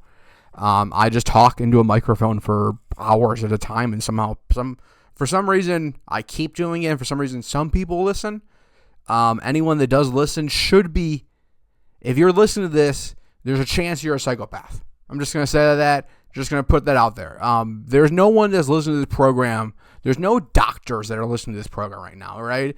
Anyone listening to this program, you're not, we're not a group of, we're a group of golfers, number one, But we're not a group of like Yale and Harvard studied business people. And if you are, that's awesome. And you should probably run this podcast and this company if you are. But this is not a show of smart people, and I think you guys know that. I don't even know what my point of was to talk about that. So I'm also a dummy. So, oh yeah. So now let's go to the Cubs, right? So we talked with Mikey. We talked about the Bears. It's not Bears time, but it is Cubbies time. It is being a fucking hell of a week watching the Cubbies, boys. I am fired up about the Chicago Cubs right now. The boys look good. The boys are looking good. Tough week with the Matthew Boyd injury. That sucks. Okay, won't lie. That sucks. That's not what we really want to do there. Boyd's gonna be off for a while. It seems like it was an off the field issue. So that's maybe, if anything, it wasn't like it was from a pitching issue. But he's gonna be off for quite some time. I'm like holding out hopes that Boyd's not gonna be joining the sad list down here out for the season. But it looks like that. It's looking like more like that than it's going to look like he's looking like he's going to be perfect. So, that not great week, but back to back walk-off wins in extra innings. Or not extra innings, but one of them was extras. Two of them were extras. Sweep the Reds in 4. 2 10-game winning streaks on the season. We've won 27 games in the season, okay? From those 27 games, 10 of them have come through two win streaks. They showed some stats on Craig Counsell. He's had a 11-game win streak with the Brewers, and his next 2 longest win streaks are these 2 at the beginning of this year. It is May 10th. Boys look good. Boys look good. And I'm pumped. You know what I mean? I'm excited. Think about the Cubbies. I am watching I am full 9 innings right now, full pregame, full postgame right now. We are locked the fuck in right now in baseball. And it's fun, right? I love baseball right now. And it's very, very, very fun right now with where the Cubs are at. Tough. Take 2 of 3 from the Rangers. Take 2 of us from the Rangers. Take 2 of 3 from us on the weekend, which was kind of tough, which sucked a little bit. But we are right now, we're the best team in baseball right now. And I know it's early. I know you can't really start looking at the scoreboard and start looking at the division yet. The division's good. We haven't really played the division a ton, right? And that's, once the interdivision play starts more, the division will start, people will start regressing to their means. But right now we're the best team in baseball, and it feels good that we're through this point of the season with some of the injuries we have with pitching. Some assuming like the bats, of our greatest bats of Suzuki and PCA have not been as hot as they were at the beginning of last year, which led to a lot of the wins early last year. PCA looks a little bit, does not look like it's as hot, but looks way more locked in. He's not swinging at that fucking garbage that he was swinging at last year. Then the last year that was leaving a lot of strikes out. He's getting hits. Not hitting as many home runs, but he's getting more hits, right? So I'll take that. So very, very fun week Cubs baseball. I think if we go down, I think we'll have to be one of the more fun weeks of baseball for the entire season. To be fully honest with you, I don't see us walking off back to back times again. If one walk-off wasn't good enough, you get to do it 2 more times. That was fun. So that was fun. This is the time of the year that I like to start kind of thinking about the bullpen, trying to start thinking who I like and who I trust in the bullpen. I trust Ben Brown in the bullpen, really. That's, besides, I would say, some of our, Palencia and maybe some of the guys, savers, if you can put Theo Bauer as a saver. Who I trust to eat up innings right now essentially is Ben Brown. And I love him out of the bullpen. I honestly think he may probably start for Matthew Boyd with how well he's been pitching. But I think looking at the stats, our best other pitcher right now is Riley Martin. Has the most holds on the team right now. And is pitching well. So we'll see kind of who from this bullpen does. Would not be shocked if we keep them this way, that if we add some arms come the trade deadline. try to, again, maybe take some of that youth away and take some guys that we think we can win it this year. If we don't think we're going to play baseball next year, or how it's going to look the next year, let's try to get a World Series off this year. I don't know. I like it. So we'll see. But shout out the Cubbies. Very, very fun week of Cubs baseball. And that brings us to our Crumb Bum of the Week. We went through a lot of Crumb Bums this week. Who is our Crumb Bum of the Week? There was a certain golf course that was so mean to me. I simply had to go get my wallet from my golf bag because their credit card machine was literally not working. And I had to go to my golf bag, and I was $2 short, so I had to go to my friends on the range and get $2 more. And they sent someone after me like a fucking spy. And I literally, by the time I got to the range, the guy came up to me. They thought I was stealing it. And he's like, "Sir, you didn't pay for that." I was like, "Yeah, no shit. Your credit card machine's fucking broken. What do you want me to do? I have to go get cash from my..." And so that course, I like that golf course, but they will rename nameless. If you would like to know, text me. And I will never be going to that course again because fuck those people. But our Crumb Bum of the Week is the Cincinnati Reds. You can't get walked off. One walk off is tough. Okay, that's gonna hurt the sleep at night. I fully understand. Getting walked off on twice, and then getting walked off back to back days. Oh my Lord, that is not what you would want. That I imagine cost some Cincinnati Reds some sleepless nights, I would hope. And that's the kind of shit that you look back on in September and we start talking about October of what was the turning point of the season. And that is the kind of shit that either you look back on as you learn from that and it went the other way after that, or that's the type of shit that happens to you that you don't come back from. So it'll be interesting to see the Reds go from here. Maybe I'm overplaying it, right? But I don't think you do back-to-back games and you don't say, "Hey, boys, hey, team huddle right now. What the fuck is going on? What the fuck is going on?" Because that happening 3 times. So shout out Cincinnati Reds. You are my Kyle Suchsland Show Crumb Bums of the Week. Shout out Cubs for just absolutely beating the fucking doors off them. Movie of the week. We are gonna currently bring you the oldest movie yet from our movie and TV show reviews. Okay. There's just been this segment started from Project Hail Mary, and I was gonna say, hey, I'm gonna talk about stuff when it came out on AMC after the theater, right? So I was super excited. But there's been no movies that have come out in and I'm also poor, so I can't really afford to go to the movies a ton. Shout out, money. But so I had to dig in the archives of this, and this is something I have on Apple TV, and I is one I have not watched in a very long time.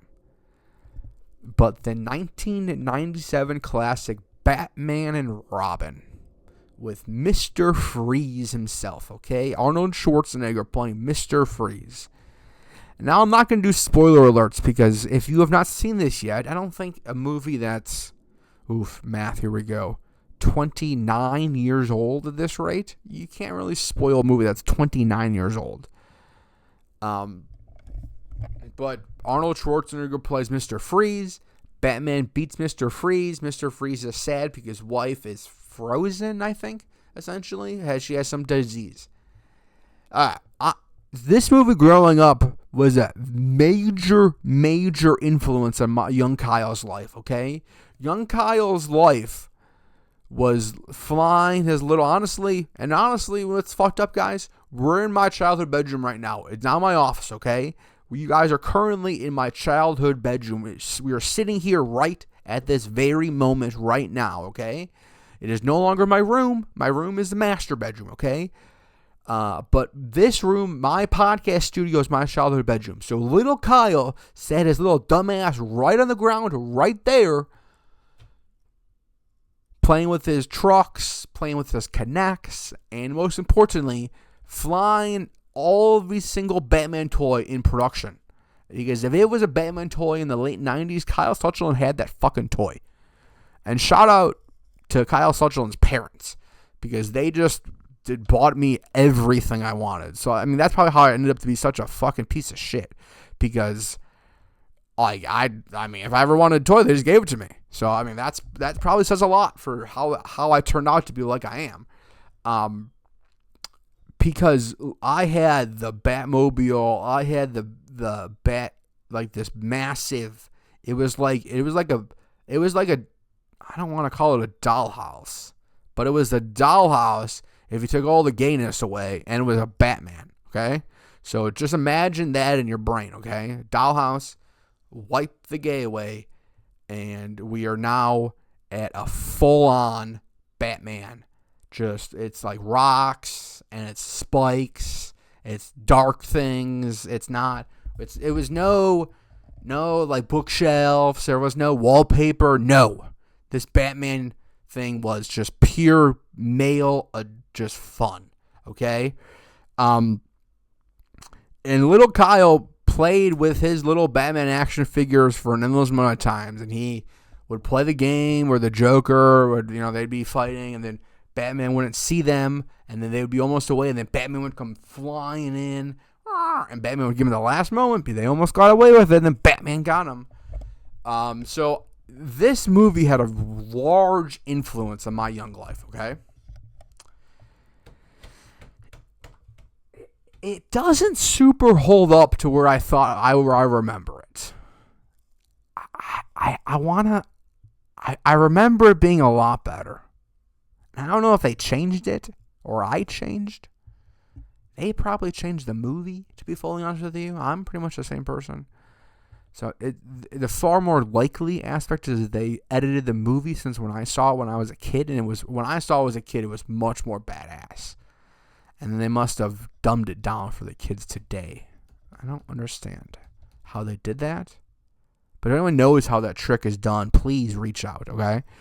But when I was a kid, the fight scenes were bah, bah, bah, bah, bah, bah, huh, throw the right hook, and they got him and stuff. But everything in this was like, dude, like they were fun in slow motion. It's like when I saw it as a kid, it was like in fast motion, and then now they forgot to put that on Apple TV right now. It's like, hey, buddy, hey, hand up, you guys forgot to put the regular motion on. It's like the regular slow motion, and it's like not the same anymore, And now after I say all of that, there's a large probability.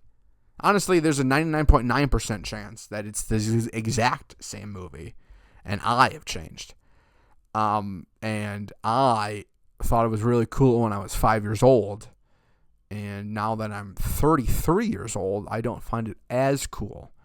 Especially after all the movie technology has changed in the last 20 years, so it has now it's so there's a large chance that that's what it is. That it's a ladder. We're gonna go with the first half of it, that the movie's different, just because that makes me feel better in my tummy, rather than I'm old and it's not as cool as it once was. Because the action scenes were, it was weird. The bat suit looks weird. Like the one of the bat shots is putting the bat suit, it's just a shot of his ass. Why does that part matter of Batman? Bat lady, okay, I understand. But why does that matter of Batman? Why do we need to see Batman's ass? Okay, I don't get it. And I think he had nipples, which I don't get why there's nipples outside of a rubber bat suit. Don't get that either. And then like the 90s fashion, what did they think that was the future? Is that how people dressed in 1997, where it was just full on neon around fires, around like metal? Where did everyone get the metal canisters to light on fire? I've lived for 33 years and I thought I would see a hell of a lot more metal canisters with fires in them. I've honestly seen probably 5, and it's all been at Bears tailgates, and they're probably there's fires or coal that people dumped in them. But every movie of the 90s and the 80s had people huddled around an old ass metal dumpster or old ass metal can with a fire in it. And when I was a kid, I thought I would encounter a hell of a lot more of those. And I really I barely have seen any. And there's a bunch of those in that movie, too. Everyone's wearing neon, and they're just hanging around those, and they just fight Batman when he shows up. And when I was a kid, I really thought, I'm like, hey, we're going to hang out around a lot more fires with neon, waiting for bad guy to show up. Well, I guess that was a good guy. We'd be the bad guys. But honestly, I kind of thought I'd be a bad guy at that point anyways. So I want to rank it higher. What probably 7 to 8 year old Kyle, as he would put in the movie, as he put it in the VHS player for the 100th time, would rank it at 11 out of 10 because it was his favorite movie of all, back then. 33 year old Kyle that has not watched it. And I think I watched during COVID. I think I watched every movie alive during COVID. But I have not watched this in a minute, and it just is not as good as I remember. So that was a little sad. We're gonna go 7 out of 10, the lowest ranked movie of yet. Maybe we'll have to watch Power Rangers this week and just see how that holds up. And I don't know. I actually don't know if I have the mental capacity to watch Power Rangers this week, to be fully honest with you guys.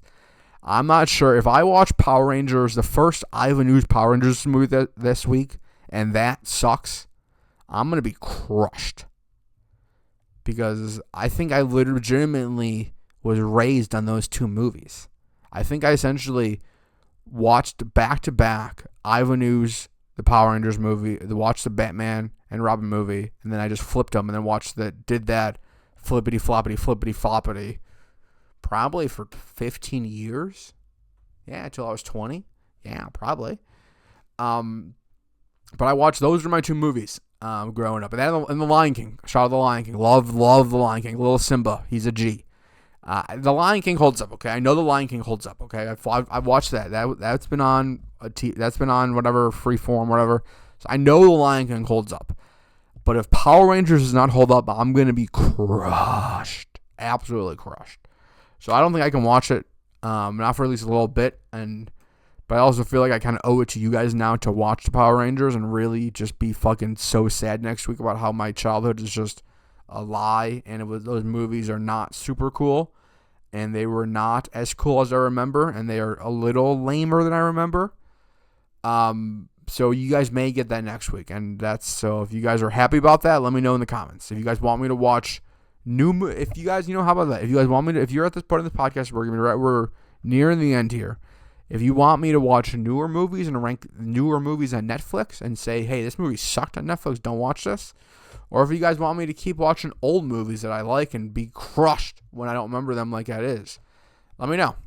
I don't know. I like watching movies. I'm telling you one movie I watched during the week. I probably watched as I'm editing these podcasts, as I'm editing the other golf video for the week. I watch a lot of movies because especially after pretty much my life is once the golf ends today on Sundays, I have nothing to watch until, besides the Yak and Barstool stuff, I have nothing to watch until Thursday morning when golf starts again.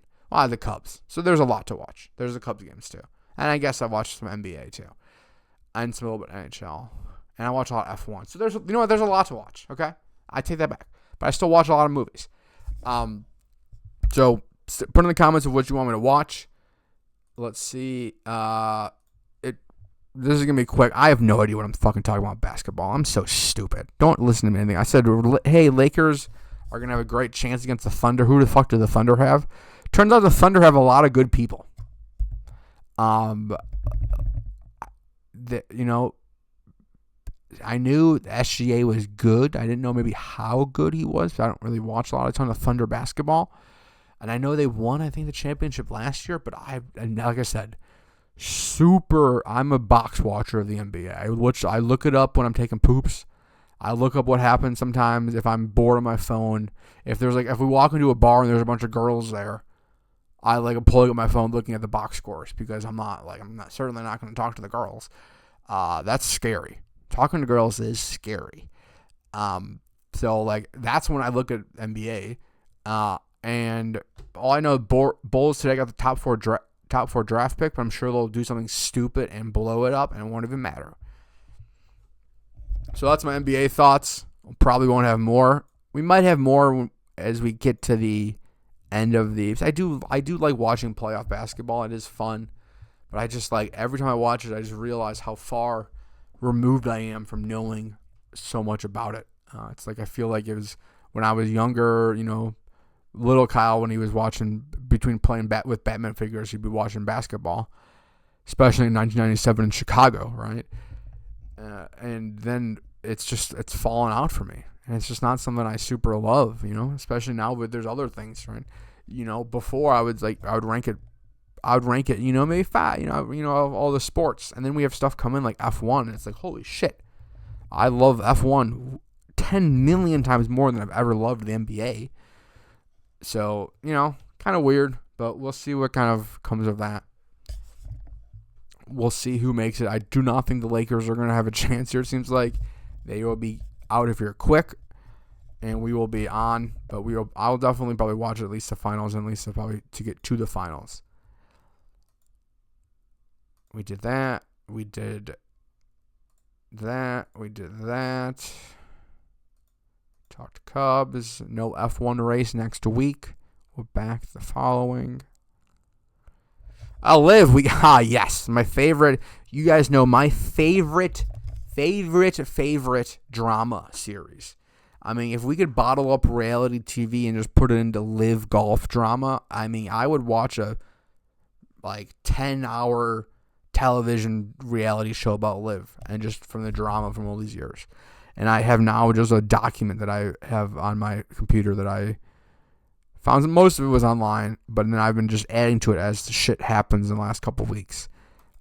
As we just are continuing this fallout, whatever live is at. So this week, they are in Live Golf, Virginia. They're at a Trump course.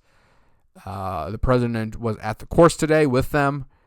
There are a lot of comments today, earlier this week from Rory about how Live is, he didn't directly come out and say Live, but he said the PGA Tour is where the best players in the world play, and if you're not playing here, it's for a reason. Pretty much calling out that anyone's on Live, we know that you don't have what it takes to mentally play in the PGA Tour, which is a direct shot at multiple people. Very much them being Bryson and John Rahm, especially some of the guys that left later on, right? That would like some of the guys we talked about that I really hate, the guys that wanted to make sure to dip their toe in first, the John Rahms, the Tyler Haddons of the world that wanted to go in there second after make sure everyone didn't hate them. So no, we hate you more actually now. And then Bryson had a super interesting comment about growing. If Live Golf folds, that he may just stop playing tournament golf besides the ones, U.S. Open that he'll be exempt from. And I think he'll be exempt from majors for a couple more years at least. And just focus on growing his YouTube channel 2 to 3 more times. Now, I don't think you have to say what you have to have really understand. If you're listening to this earlier this show, my thoughts on YouTube, good golfers playing on YouTube, I think I've made that very clear, my thoughts on that. So I would not like to see Bryson do that. That is not something I think Bryson should be doing with his career in terms of playing good golf. I think if someone with Bryson's talents, most people would give the world to somehow playing competitive golf and making a name of themselves in record books and history books. YouTube's not golf that. YouTube is not that. And no matter your golf tour, no matter what the hell you're going to play on, Bryson, it's not going to be that. Go dominate the DP World Tour. Go dominate an Asian golf tour and become the best golfer over there. And do that, something that you're going to stand in the history books for, rather than this stupid YouTube. Believe me, if any of us, I would guarantee you, if any of you ask any of the 10 plus 20 handicaps down that are playing YouTube golf for fun right now, if you could trade actual golf skill, they would do that in a heartbeat. And then Kyle was right. I think I talked about TPC Louisiana a couple weeks ago about they're claiming it's weather, they're claiming it's schedule, it's money. I think it's coming out now. It was very much money. A certain tour or another tour, leave it with them, a bunch of money, and it's coming out that they didn't want to pay the money. So they said, piss into the wind, motherfuckers. and it's coming out pretty soon. That's what it's like. So, not super surprised, to be fully honest with you guys. I kind of think that's where we were kind of headed towards, to be fully. That it wasn't, like I said a couple weeks ago, it all comes down to money. That's what runs the world. Money's what runs the world. So that's not really a big surprise whatsoever. So we shall see whatever. Hopefully next week we have more drama, because like I said, that is my favorite bullshit to cover, is this live fallout and what it's going to do to each of these people, because each of these people, the fallout from this is going to be years, potentially decades of the fallout of live golf, and I am here for every second of it. And I think that's all. So again, we're going to have a long show. Again, I apologize. We're going to have almost a 2-hour show, which is crazy. I apologize. So fully apologize there. I just start talking, and I forget that I'm talking, and then I just kind of start going. So, like I said, so this show will be live. If you're listening to this, you're listening to the podcast and the show Monday, May 11th. On Tuesday, May 12th, on that morning, we will have our Aronimink preview on 2K Sports going live. That will be live Tuesday morning, seeing if I can set the course record in the course. Wednesday morning will be our PGA Championship full preview show going live, talking all about the course, talking about the PGA Championship history. And then Thursday, Friday, Saturday will be, we'll try to keep them around half an hour reaction shows. Obviously, people don't have a ton of time between a show ending on 8 o'clock at night and then the golf starting the next morning to watch a full show. I fully understand that, and need to make those shows a little more consumable for the average person that doesn't have hours and just consume golf content after watching a major. So Thursday, Friday, Saturday should be quick half-hour shows after each of them, and then we will do a full, probably 2-hour recap on next Sunday night, going over the PGA Championship, going over all the storylines, resetting our last topic to get to, and then going over all. Hopefully we can update our major board when anyone new majors gets it, and then doing a little Canada Grand Prix preview for F1. The last on the list that I did almost forget was our birdie. I changed it, so I said it was top 15 golfers. That is too much to track of top.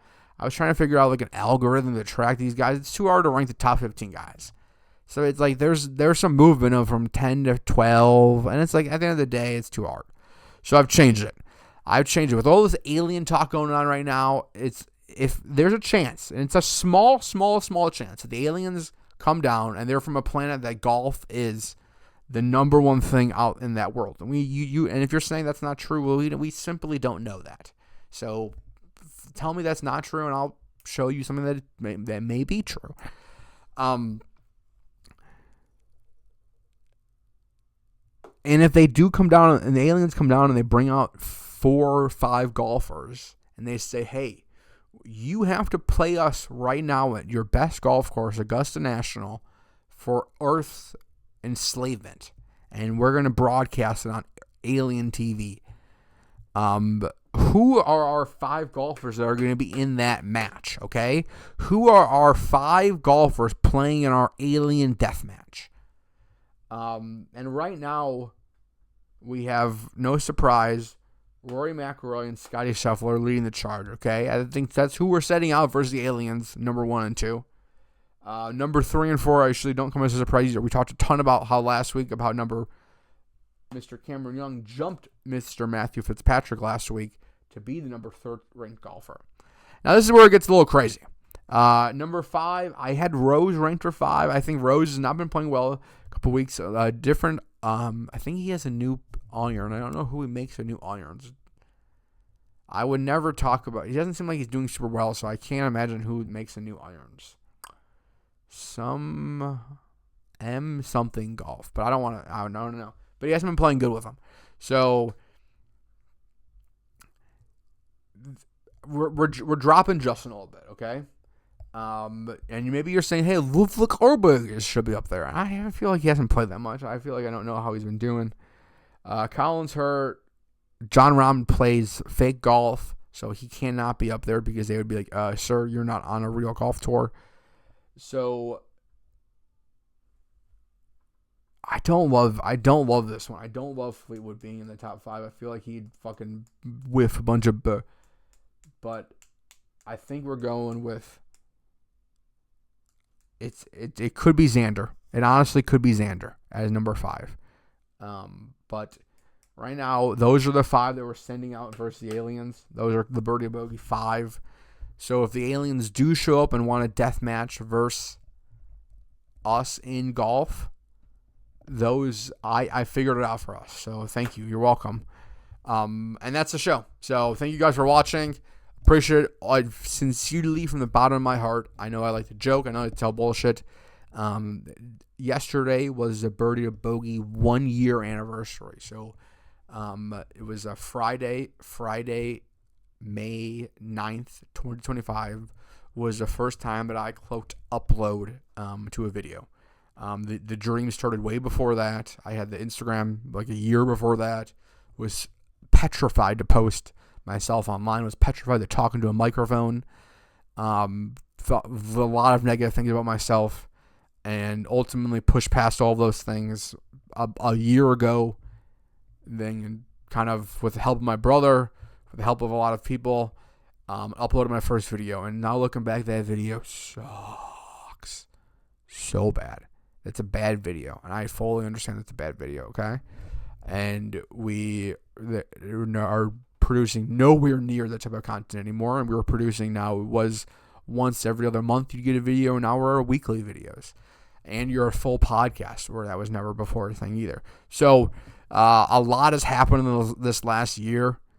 A lot of great things have happened, and the only thing I really think has happened, that everything has happened for a reason. Everything that's happened in the past year, being laid off, a lot of money issues, all happened for a reason, and it is all teaching a lesson. Is a slingshot that has been being pulled back for a long time. And honestly, from the first, once I honestly got fired, it felt like it was the first time that slingshot was being let go. And I started going the opposite direction for the first time when I started talking into this microphone, when I started having this show. It, for the first time in my life, feels like I'm doing what I'm supposed to be doing.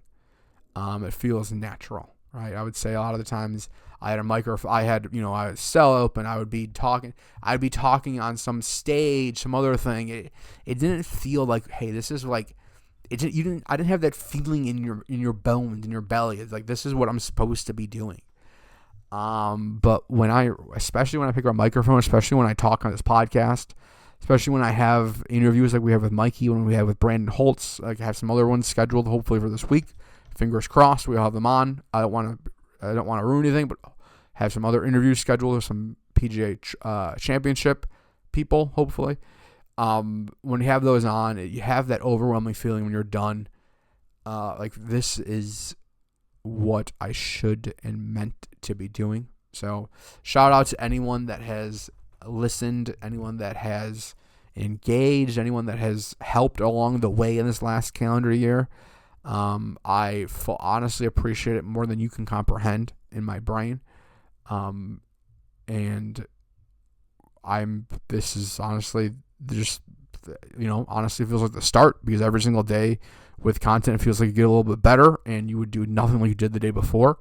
So especially with this podcast and how we're taking this up a notch, and every week, honestly, it feels like it is getting exponentially better, where it felt like for a while there, I felt like I wasn't really getting better at all. It felt like I was just getting worse for a little bit. And as of recently, it felt like it's kind of being exponential growth, where it feels like I'm growing and getting better at this faster than I thought I should be. And some of the ways that we're doing this, and honestly, for a long time, I was like, hey, I'm going to be pushing to talk and realistically talk for 25 to 30 minutes. And now I think, as you're shaking your head, you guys, we haven't had a single fucking show for 25 to 30 minutes, right? I've never had a problem getting to a length of an episode, be saying, hey, I have nothing to talk about today, right? And that's without anyone else fucking being here. That's just me talking to myself. So hopefully if we can get some more people here, can bounce ideas off people, which is very hopeful. Even if we just have a producer, would be awesome. That I don't have to totally be here and be totally by myself doing this. That at least I can have a producer pulling up some clips and pulling up some other stuff. So have major things that I have wanted to do for this show. Planning the next year, like I said. Hopefully when we're talking the Birdie to Bogey 2nd anniversary, we are talking with a much bigger cast of this show, or we're talking on a different show. But I have things, major things that I want to be accomplished for this next calendar year, and I am very much hoping that's going to happen. So thank you much. That was, again, we're just fucking rambling again, but thank you very much that has watched and listened. I super appreciate it. Happy to all the Mother's Day out there. RIP to my mother. And we will see you guys on Wednesday for the PGA Championship. 4th major, but it's still major. So get hyped up. It's major week again, people. We will crown another major. We will be crowning Jordan Spieth as a Grand Slam winner in just 7 short days. So get ready. Thanks for watching. Peace.